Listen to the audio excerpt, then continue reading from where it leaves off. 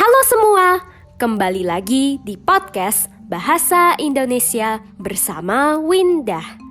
Podcast ini bisa didengarkan di Spotify, Apple Podcast, YouTube, dan masih banyak platform lainnya.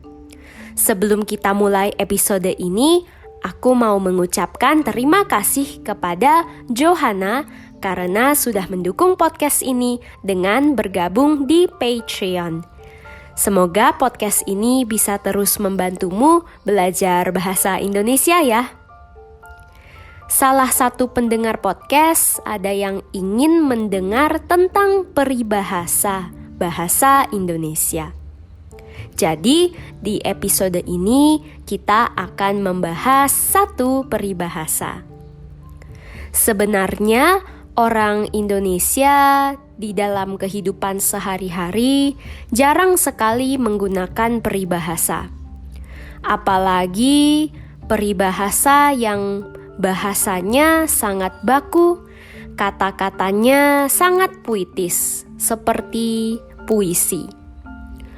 Walaupun begitu, ada beberapa peribahasa yang bisa kita temukan di kehidupan sehari-hari, terutama di media sosial. Salah satunya adalah dikasih hati, minta jantung.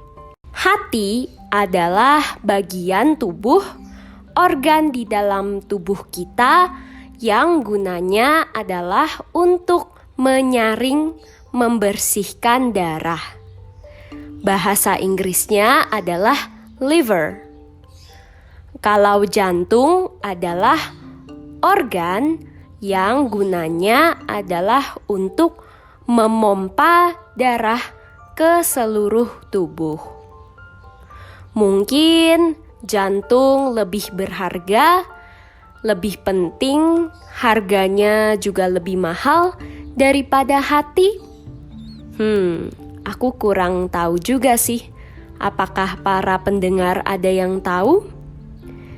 Seharusnya betul, karena di dalam peribahasa ini dikasih hati, minta jantung, artinya adalah orang yang diberi sedikit akan minta lebih lagi. Peribahasa ini menggambarkan seseorang yang tidak tahu berterima kasih, tidak tahu diri. Saat diberi sedikit atau dibantu sedikit, malah akan meminta lebih banyak lagi. Contohnya, ada seseorang yang mau membeli barang. Setelah dikasih diskon, setelah diberikan potongan harga, dia masih meminta bonus barang gratis lagi. Dikasih hati, minta jantung. Atau contoh yang lain, misalnya ada seseorang yang sudah dimaafkan karena datang terlambat ke kantor. Tapi setelah itu dia malah meminta mau pulang lebih cepat. Dikasih hati, minta jantung. Perbuatan-perbuatan seperti ini juga bisa kita sebut sebagai ngelunjak. N-G-E-L-U-N-J-A-K.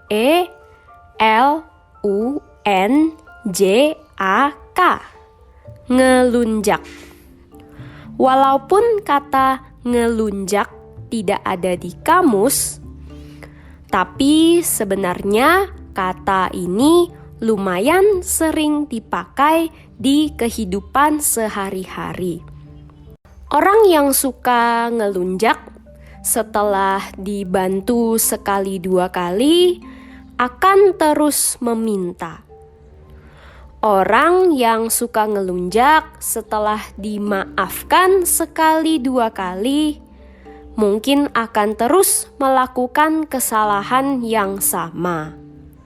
Atau bahkan semakin parah, semakin ngelunjak.